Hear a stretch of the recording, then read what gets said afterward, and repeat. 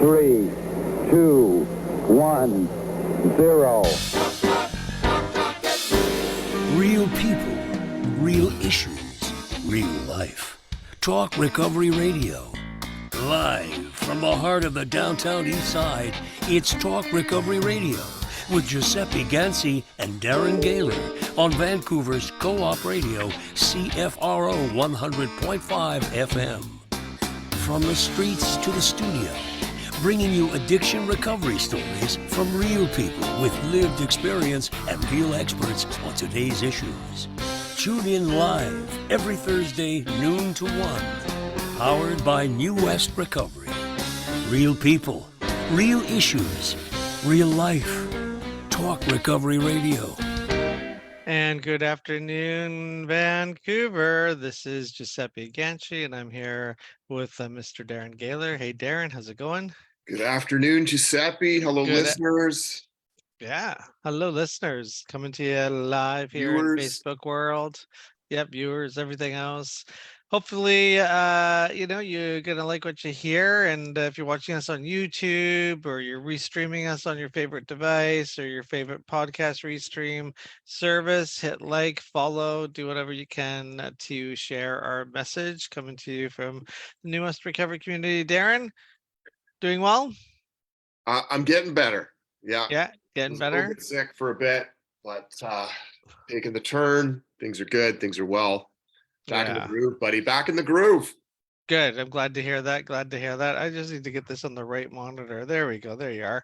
So, it's been a couple of weeks. I was also sick for a little bit, had this nasty cough, and it's just finally gone, but still able to get lots of stuff going. Some people were like, hey, just take some time off so you get well. I'm like, no time for that. No time for that. Had an awesome Recovery Month committee meeting. I think it was last week. Yeah, it was last week. And so what is that? For those of you that listen to our show, you probably have an idea. But we have been trying our best at getting recovery events to happen across Canada. And this year, for the first time, it's nationally recognized Recovery Month Canada, which is a big deal, but it's up to us to make it a big deal. So It took us about 6 years to get the House of Commons to actually vote yes to proclaiming September Recovery Month. And so this is just like proclaiming Pride Month and just, so I'm using that as a template on how to get this going. And, nobody knows about recovery unless you end up in rehab or you end up with Uncle Bob at the Christmas table talking about going to AA. And, the healthcare systems really, they don't even want to use the word recovery anymore. They want to use the word wellness because the idea of recovery means that there's a problem with drug use. So that's stigmatizing. So let's not use the word recovery. So whatever you want to go with those words, you can, but it's mind confusing sometimes. So and recovery doesn't mean go to AA and be sober for the rest of your life. In this realm, it's the pursuit of happiness, the pursuit of wellness, and just doing things that make your life good. And so that's kind of where we're at with Recovery Month. It's not structured. There's no organization. I'm not in charge of it. I'm just the guy that creates the Zoom meeting so everybody can start talking. So Darren, had people from St. John's, the East Coast. We had somebody from the Yukon. We had, people from here. We didn't get much from Ontario, so we need to get Ontario on board. So if you're listening or you know anybody in Ontario, you go to recoverymonthcanada.ca or .com. I can't remember, but if we don't make a big deal out of it, that's Recovery Day last September. If you don't make a big deal out of something, no one's going to know or care, or it's no big deal, but really it is a big deal. I mean, especially with the overdose numbers that we just had and keep going up, not just in BC, but across Canada, people are dying and we got to make recovery cool and interesting and hopefully, fill that void that so many people may still have and are doing what they're doing. And like to look behind you at the stage, and I think if you're involved in recovery, you may have listened to the show. Like you hear about Recovery Day that happens in New West, and that these Canadian bands come and perform, and tens of thousands of people show up. It might seem like, well, I can't do that in my community. And so, probably what's the point. I would just say, like, you don't have to have a committee right now. You know, you can just be someone that's, you know, got a little bit of willingness and start small. I Yep. mean, what's behind Giuseppe right now? It didn't just get created the first year of Recovery Day. Like, it took time. It took, you know, in and around 10, well, that's 10 years. That's the 10th Right. anniversary. So 10 years. So yeah, have a Like, picnic. yeah, Yeah. you have 30 people show up. It's something. And you know Definitely. what? The next year it's 60 or 120. Like, just start Yeah. with what you have. Exactly. Good message, Darren. Yeah, please just do something. Let us know. Go to our website, the Recovery Month Canada website. Email us. There's going to be a directory on there of events happening throughout September. And I just you know, I hope it organically just happens on its own, and you have all these things going on, and everybody in Canada is going to just know there's this thing called recovery, and recovery is possible, attainable, and sustainable from addiction, alcoholism, and so forth. You're listening to Talk Recovery Radio, powered by New West Recovery. My name is Giuseppe. Co-host is Darren. We got two guests with a bit of a theme today as well. Super excited. I'm going to bring the guests into the show. Darren, who is our first guest that we get to talk recovery with? Yeah, we're talking recovery with Kevin Kraussler. From Vancouver's Lower Mainland. He is a compassionate and experienced registered clinical counselor at Skylark Counselling Clinic. He's completed his Master of Counselling Psychology degree from Adler University. Kevin's approach to therapy is client-centered and tailored to meet the unique needs of each individual. He's helped clients with a variety of issues, including addiction, LGBTQ plus issues, depression, anxiety. And as a person in recovery himself, Kevin brings a unique perspective to his work and incorporates his personal recovery.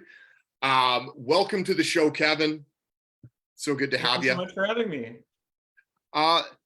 This is, I mean, those of us that have, you know, had to get clean and found recovery, there's a big component of helping other people.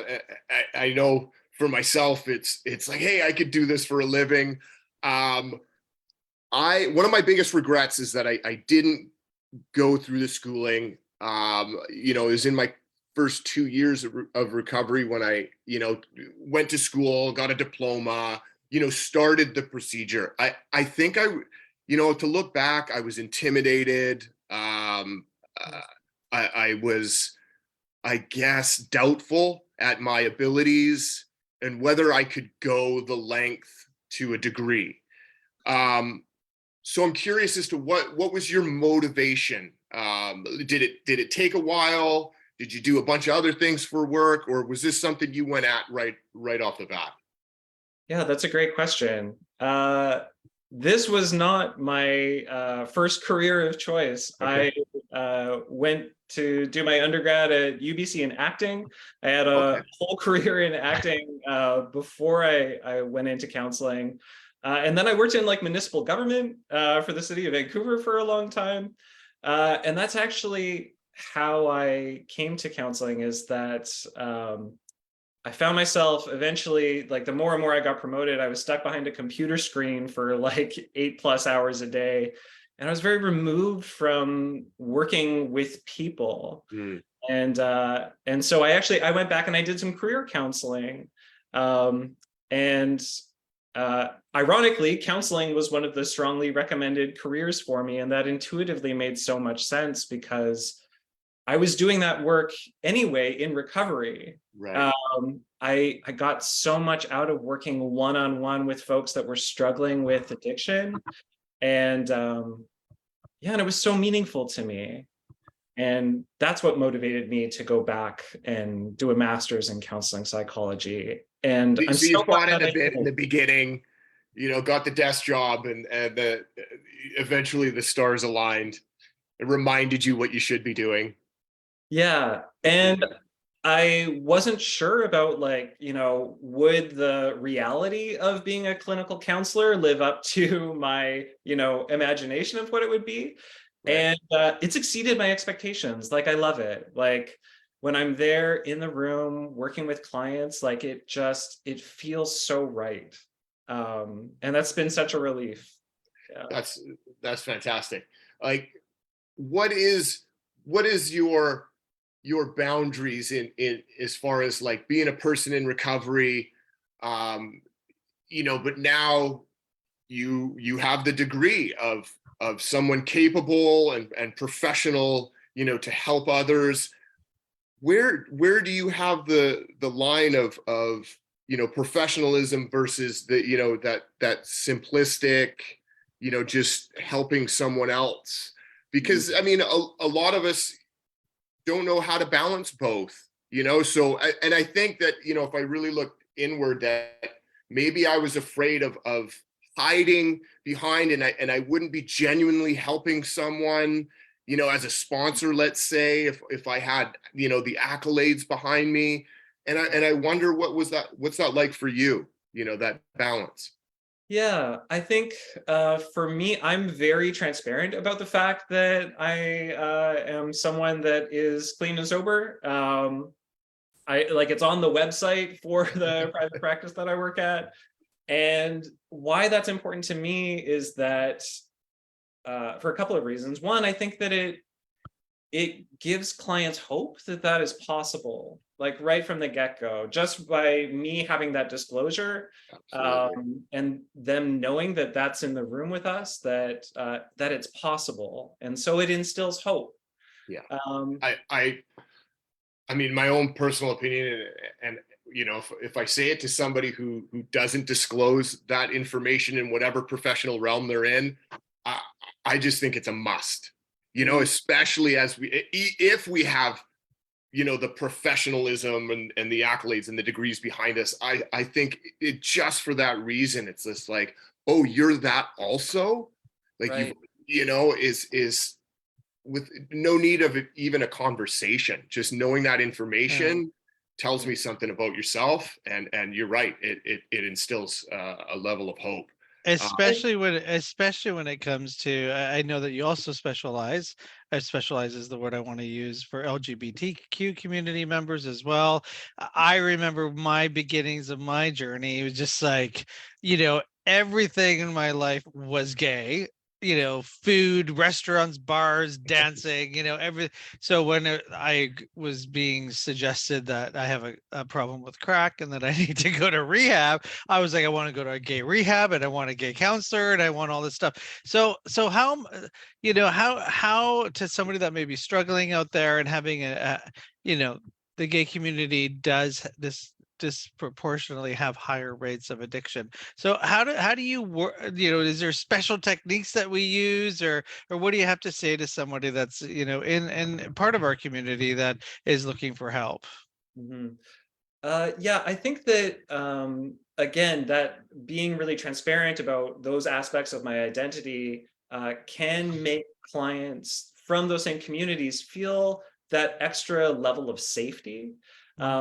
That, like, this is someone who understands where I'm coming from. This is someone that it's okay to talk about, certain aspects of their lived experience that perhaps they might not feel comfortable talking about with a practitioner that doesn't share those same identities. Because there's so much shame and stigma associated with addictive disorders, but also a lot of shame and stigma historically with people that are, sexual and gender minorities. And to have someone that is very open about both of those things in the room, it allows the client to feel permission to have those same identities as well, and to talk about them freely. And you work as a clinical counselor. It's Skylark Counselling Inc.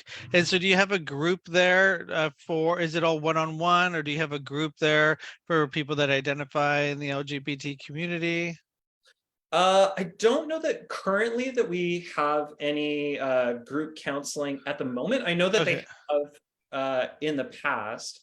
The majority of my work currently is one-on-one individual counseling, but the counseling team there at Skylark is so wonderful. They're like, I love how client-centered the practice is in general. They their clinical coordinators will spend like half an hour on a phone call with clients just to match them with the counselor that they think would be the best fit. And a lot of places that'll just be like an intake form. Yeah. I Check was, off here. Check I off. was Yeah. just to correct Giuseppe, I don't know if you said the website right, skylarkclinic.ca. Oh, okay. I was checking it out.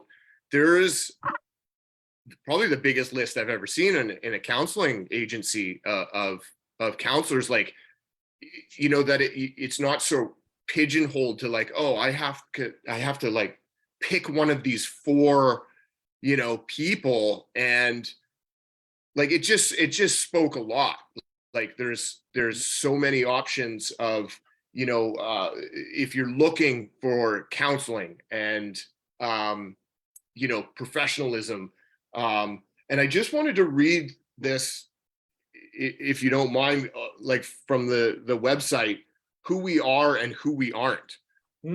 Because well, I'll read it. We are not rigid or know-it-alls. We aren't shocked by disclosures or shaken by secrets. We don't criticize or assume. We aren't gossipers or half listeners. We don't label because of preferences, decisions you've made, or decisions you are making. We aren't burnt out and we aren't unresponsive. We are people that have it together but still are human. We have families, hobbies, and passions. We are always learning, friendly, open-minded, and practical. If we don't know the answer, we'll find it. If we don't understand, we'll ask. We are dedicated to improving people's lives through honesty, understanding, and individual empowerment. We strive to redefine trauma, challenge stigma and stereotypes, and specialize in growth, resilience, and change. Yeah, I just wanted to, like, you know, give props to, like, I just love the position of, if we don't know, we'll ask.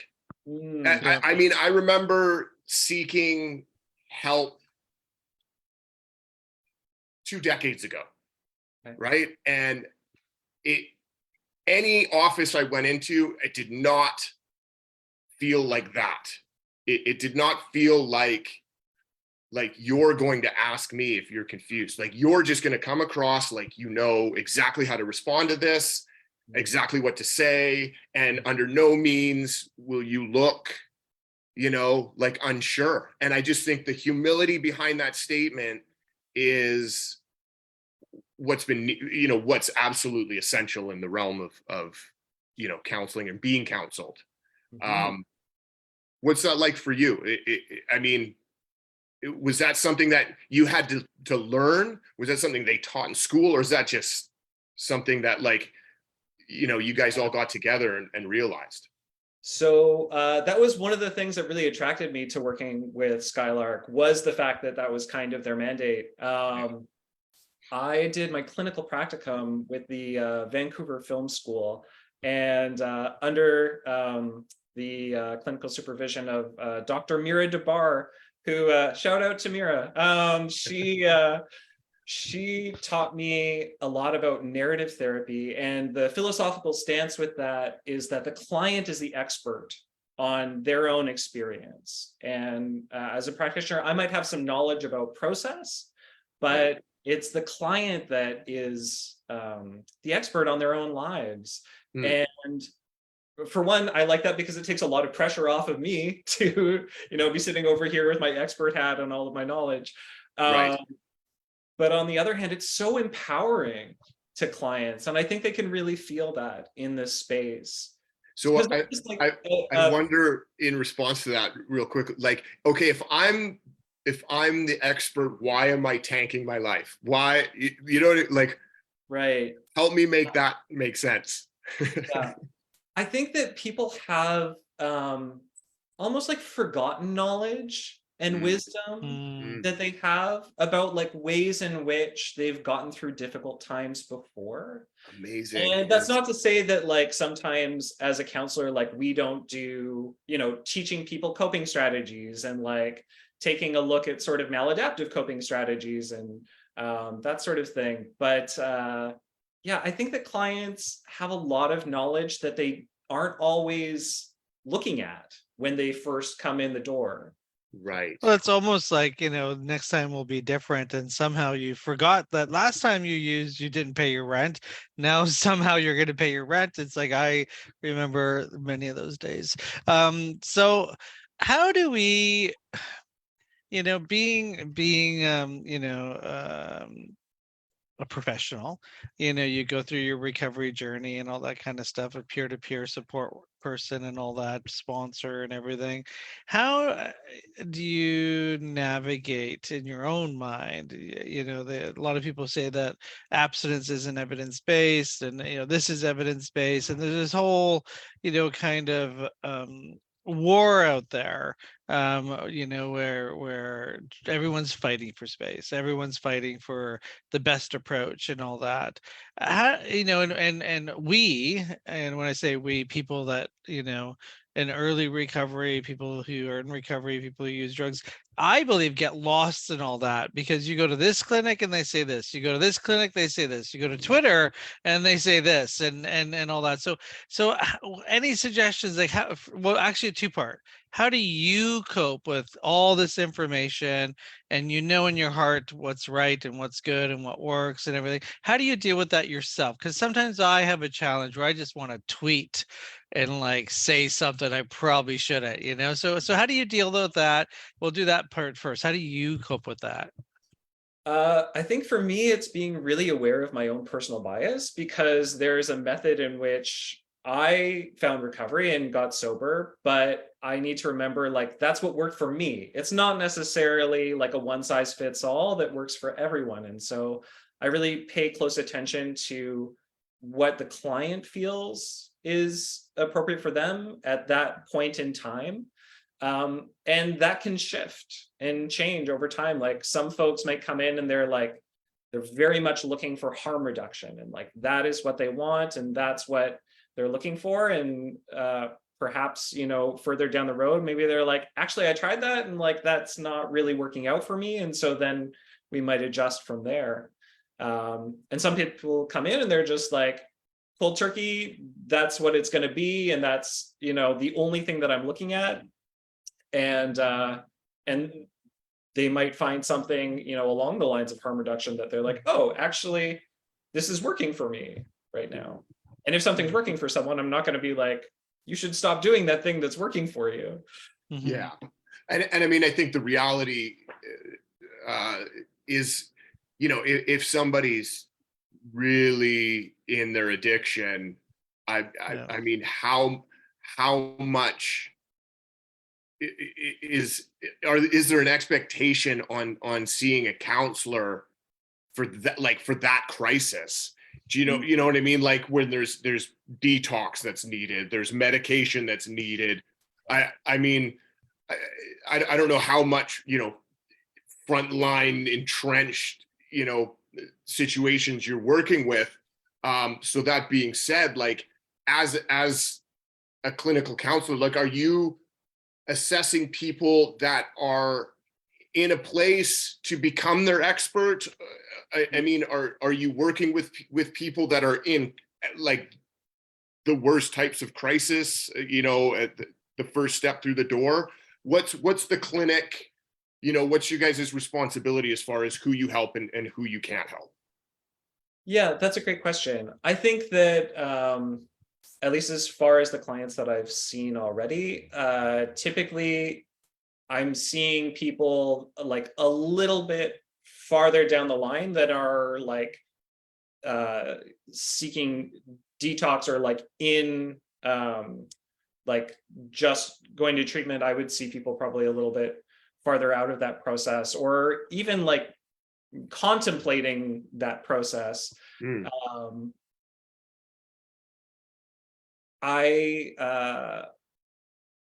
Yeah, it's such a delicate thing to navigate. Yeah, because you can't necessarily, take the position of telling somebody what they should be doing, as they may need treatment, they may need detox, they may need to, do this and do the next thing. And that's like always the difficult path as a counselor, to to avoid, especially if you know exactly what they need to do. Yeah, You know, exactly. to sort of take a step back and hopefully guide them to admit what they need to do is you're probably the more appropriate course of action. I think one of the things that I bear in mind is like knowing that I do have some knowledge about how this process works and what's safe and what's not safe. I think a lot of people, especially when they're thinking about ceasing a relationship with alcohol, aren't always aware that like just going cold turkey off of alcohol can have really serious health consequences, and that medically supervised detox is the recommended course of action. Right. Now we're generally our topics are focused around addiction and recovery and the benefits of the clinic, your Skylark Clinic, and you as a counselor. Well, I mean, what is it necessarily that people are seeking counseling with right now? Like, are people coming in, before, the last ditch effort, when everything's piled up? Are we seeing a change in mental health? Is people asking for help when, to try to navigate through relationships or grief or death in a family, or is it just typically, I don't know what else to do. My family told me I need to come see you. Like what's it like? Have you noticed any changes since you've been counseling? Yeah, I would say there's a range, and the reassuring trend is that a lot of folks are seeking counseling before things become, like really piled up and like a disaster and are experiencing a lot of negative consequences. A lot of folks are like, I have this issue that I think I want to work on. This is how it's sort of affecting my life.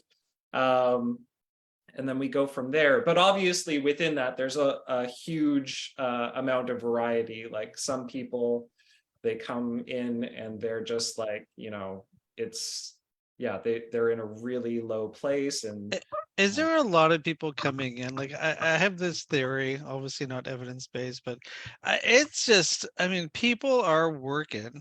And it's like there's no money left over sometimes for a lot of people. A lot of my friends that are paying early mortgages and crazy amounts of rent. I mean, when I moved to New West, my rent was pretty cheap. It still is pretty cheap. It's like most people are paying double what I pay for rent for like a 1-bedroom, and it's just are people asking for help? Like, it just seems like, you work 40, 60 hours a week, some people, and like you have to find the cheap trip to Mexico rather than, this amazing voyage to Europe, all that kind of stuff. And that's got to have an effect on everyone. I mean, it just feels like, am I ever going to get ahead? Are people asking for help? Is that coming through? I mean, anecdotally, like I do hear about the stress of like financial stress that people are under, and it can be a really tough city to live in for a number of reasons. I often hear about like it being a lonely city in Vancouver and how that impacts people that live here as well.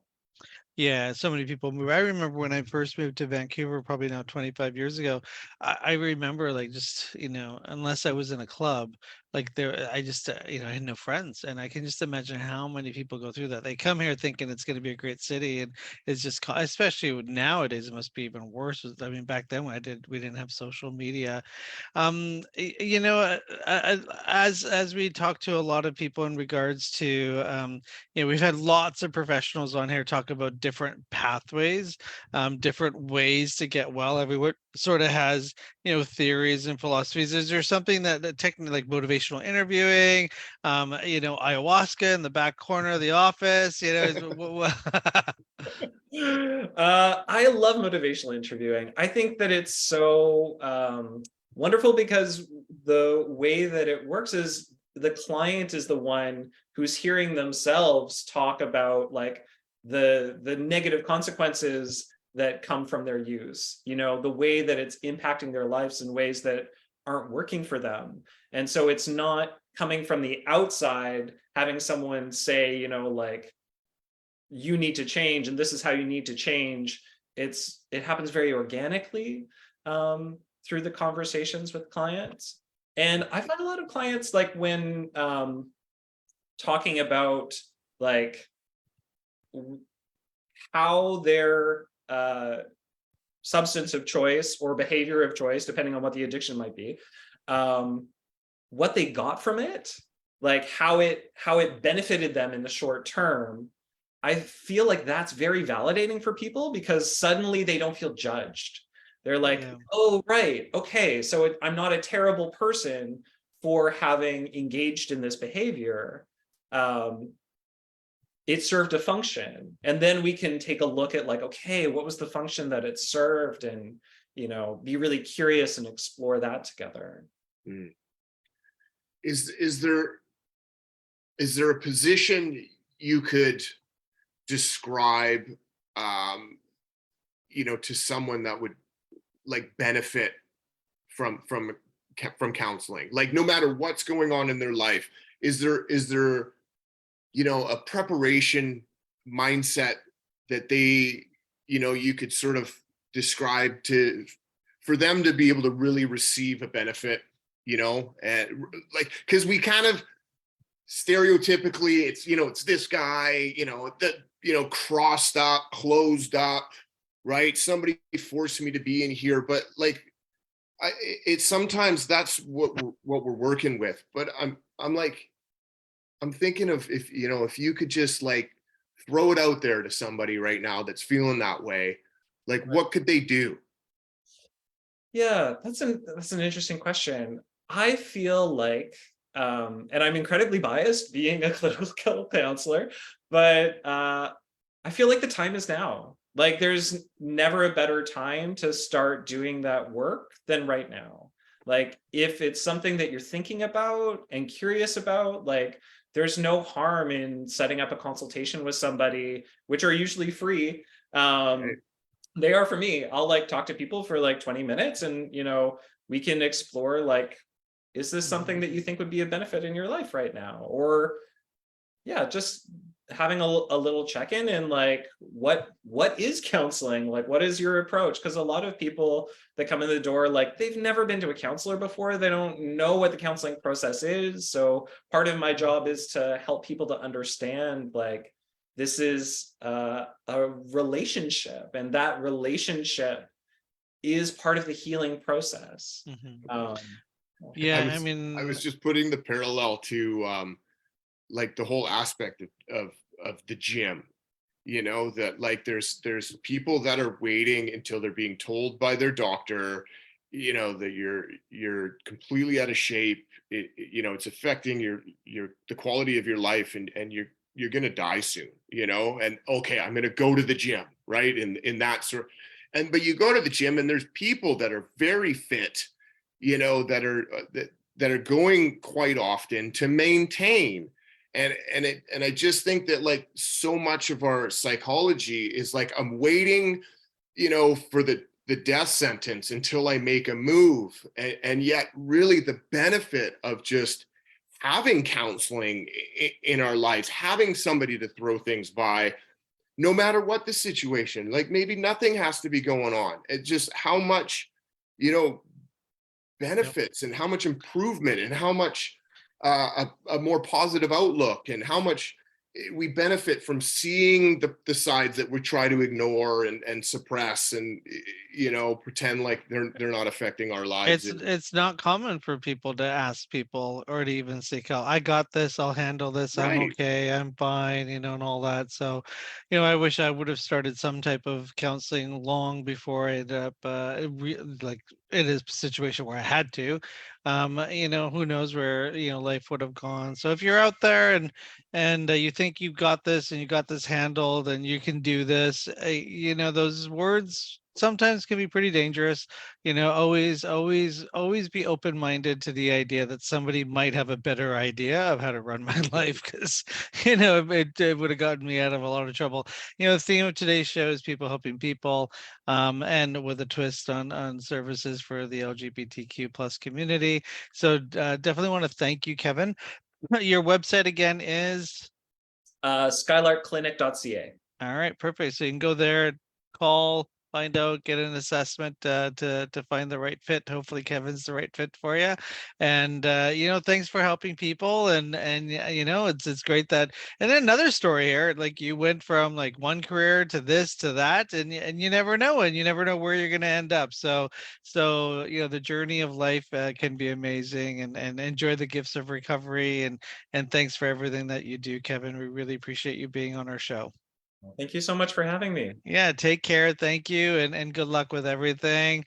All right, everybody, that was Kevin, and he was joining us from the Skylark Counseling Services. Like you said, you can go to the website, get some help, and you listen to Talk Recovery Radio. We come to you live every Thursday, noon to 1, powered by New West Recovery, and you can go to Talk Recovery Radio to hear all of our past shows. And one more plug before we start talking to our next guest. If you have any ideas for shows, if you want to be a guest, email Jordan at lastdoor.org. He's our show guest coordinator, and he'll get you live on the show, and you can talk recovery with us. Frankie, look who's here.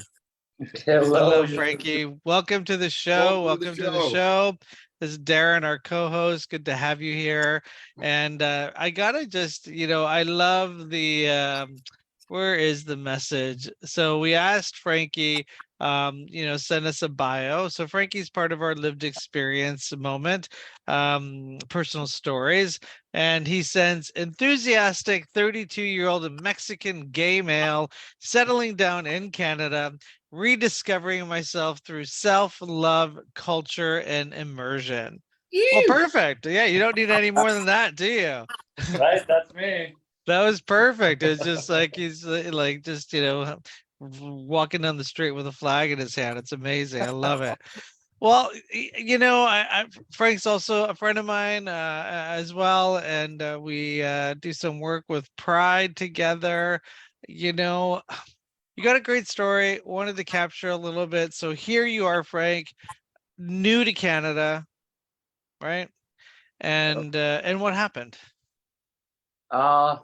Well, like from all the possible ways that I could take when I arrived to the country, from all the the way that I could take, I took the wrong way at the beginning. But I coming from a background from like partying and using and things, like when I arrived here, I got stuck in the same, and I didn't came with a plan other than just like to survive, and what it was out there for me. The first thing that I found was like drugs in the street, and I got stuck there for like maybe 3 years or 3-4 years, and it was like kind of like hard to find the way out of that. It's like I found like a more like kind of like a little bit like freedom around my sexuality, and like my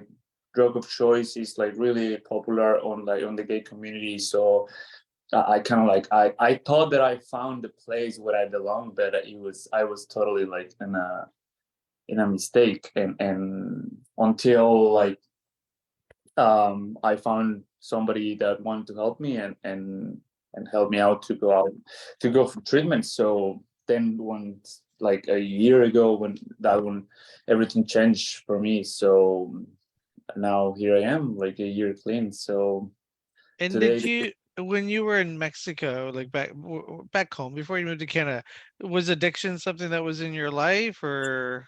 It was something more like socially, like I used to like go out and drink like with my friends, and it was kind of like more like a social thing. I was not like using alone in my room like the whole day, losing my job, losing like communication with my family. It was not like that. It was more like but I was getting like really wasted too. So it was a problem already. I just was kind of like I didn't want to see it as if it was. But if now I look back, I'm like, okay, I had a problem, right? I was just like not addressing it properly. So I just want to say, you celebrated a year a while ago. Congratulations, and so forth. So that's awesome news there.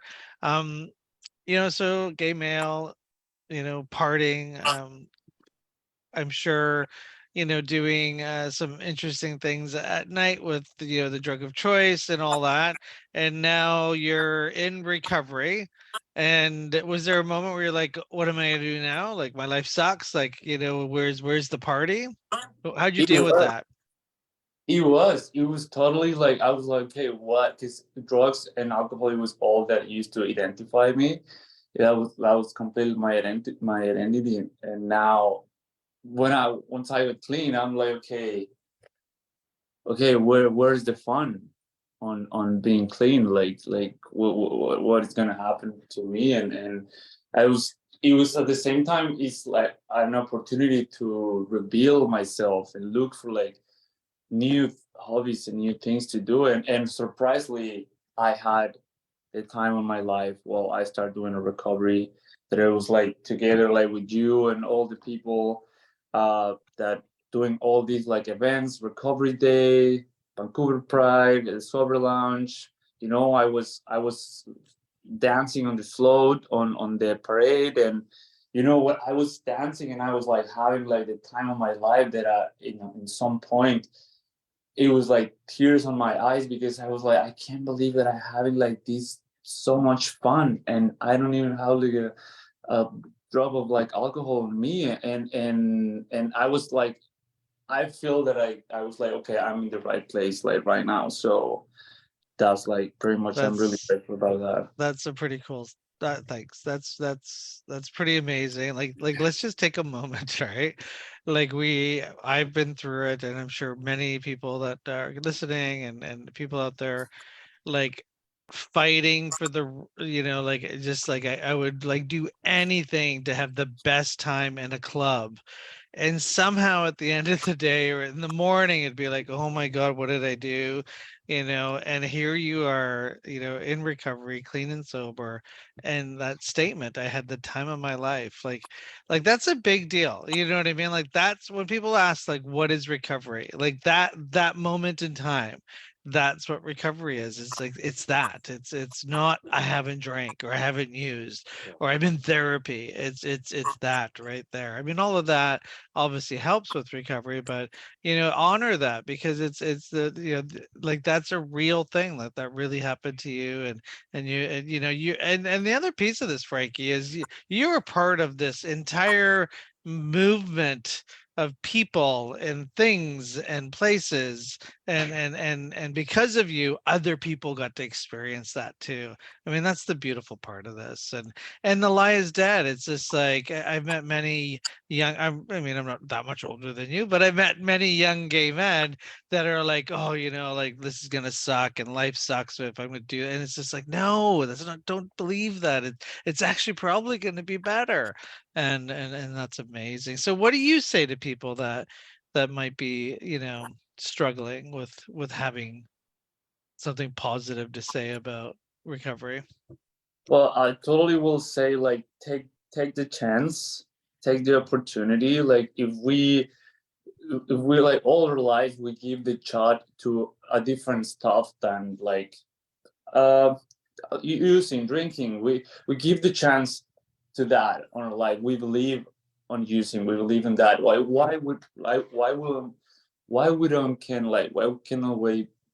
we cannot believe on recovery? Like, yeah, we won't be having like the time of our life like a 1 week clean, 2 weeks clean, but like everything, like good things in life, it takes time. So right now, like I'm after 1 year clean, and I'm taking it like I'm receiving like the gifts of recovery. And I can look back, and I'll be like, okay, I needed to work on getting better. I needed to work on getting clean, to then having like what I have right now. And I will say, just take a shot and just do recovery, man. It's nothing. Nothing can go wrong when you're clean, and when you're like working on yourself, everything will go good. So I will just pretty much like say that to somebody that is struggling or thinking about recovery. Like, I recommend that 100%.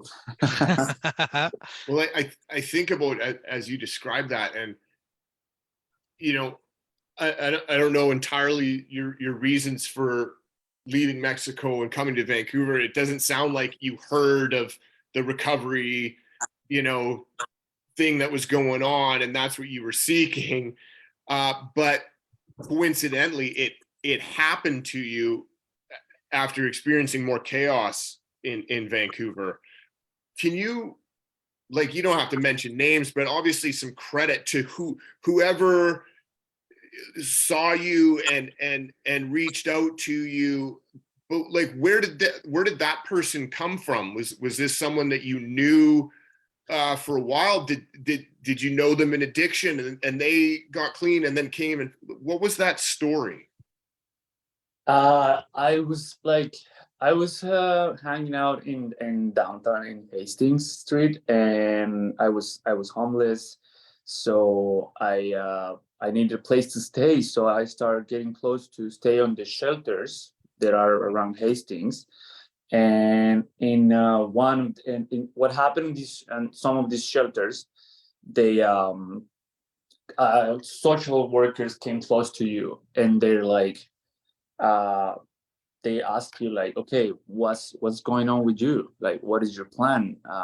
You want to like get housing, or you want to like stop using? Like, what's going on? So I met this person. He's an angel that God sent to me. He was he pretty much said that. He's like, okay, what's your plan? What do you want to do with your life? Like, so I was about to just like getting and rent just a room and start working and everything, but I was like holding on my shoulders like all these kind of like years of homelessness and being like away from home, and like I didn't see my family for a while, and it was just like too much. And I knew that I needed help. I knew that I needed treatment. I knew that I needed to work on. So this social worker, his name is Brent Argue, and Wow. Brent. Shout out to Brent. Yeah. So he told me, he's like, if you're ready, I know a place that you can go.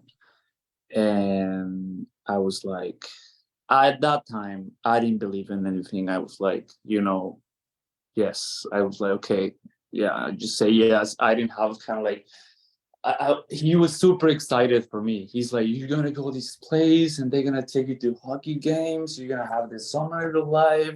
You're gonna have to go to the pool. They have this house, this blah, blah. So I was like, wow, man, like, okay, like, okay, let's do it. And he's like, I will help you to get through the application. We start making calls. He's like, just call them every day, just tell them about you. And in like 5 days, I got a call saying like, okay, you can come for a viewing, and if you really like it, you can stay. And that's how it happened. And I think Brent went through the house like a few years ago, and it was thanks of him that I'm clean right now. So go ahead, Darren.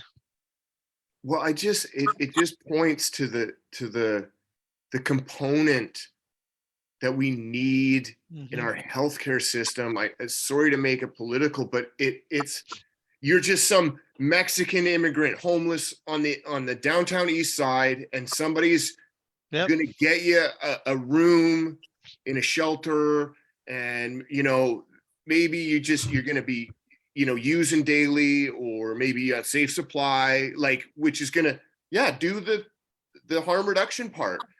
And all it took was one person to sort of ask that question, or maybe notice that maybe this is a candidate or somebody that if they were given an opportunity would take it. It's that component of, do you qualify, for an SRO for as long as you're alive, or are you someone that could take an opportunity and create something from it? And every human being should be given that damn option, like every single one of them. And some of them have every right to turn it down and say, no, just give me the bare minimum. Yeah. But it's just like, I wonder where you would be, Franklin, if you know what I If mean? you, yeah, That or if he assessment did, wasn't there. That question wasn't if he posed. didn't walk into Brent, like me too. The only reason really why I got here maybe quicker than or anything was because somebody involved in the recovery world said, hey, recovery is an option. That doesn't happen to a lot of people. And Because it's not like, part of his job description, right? It was nope, sort of like no. this, hey man, Yeah. like, come here. Like, Yeah. it was like, No. do you know how fortunate you were as someone that's just was a number at the time? You know what I mean? Like, He does, because if you don't mind me sharing, Frankie, no, I like, could well, feel there that he was one does. day when Frankie was just I was talking to him and he's like, I can't even believe this is my life right now, dude. I don't know if you remember Yeah. that, Frankie, but it's just like eating good, sun is shining, like we're gonna do all this stuff, and he's just like I don't like how did I get here, and I remember that day, Frankie, and it was beautiful because it's like, yeah, you don't deserve or belong in a shelter in the downtown east side. Yeah. You have so much to offer, and I know they say wraparound services, but sadly there isn't. I mean, Frankie showed up by accident because somebody didn't do exactly, went outside their job role. So it's amazing. I appreciate that, Frankie. So what are you looking forward to this year? Well, I'm pretty much like letting myself to love where I am right now, to love the present, to love the work that I'm doing, to love the people that I'm around to. So I'm like, for more that I want to like make like this super big plan and be a movie star in like 2 or 3 months. Like I know that I know that like it will take time for me to achieve my dream and goals, but this year I will just like keep working on myself. Like I'll start doing exercising, and I'm just working in in a real like company that I love.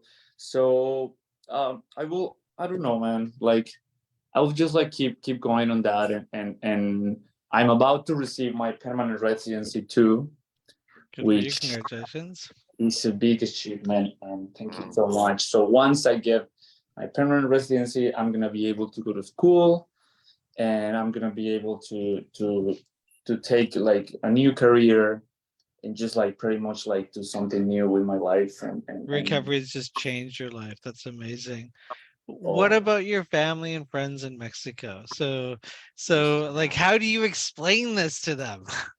Well, and then see you come to Vancouver and still be in a mess and be now so far away. They must have been terrified. Oh, my mom and my dad, like my sister, like, they were there all the way through the phone, only with me. They were like super worried at the beginning. They didn't know what's going on. Now they're just like super grateful. And my mom just texts me every day. Thank you for taking the decision on your own and change your life, because I don't have to be worried anymore. So she always say like, you never forget that you went to look for help by yourself, and that you never keep up to that. So the less that I can do is just like every day you say, Mom, I'm okay.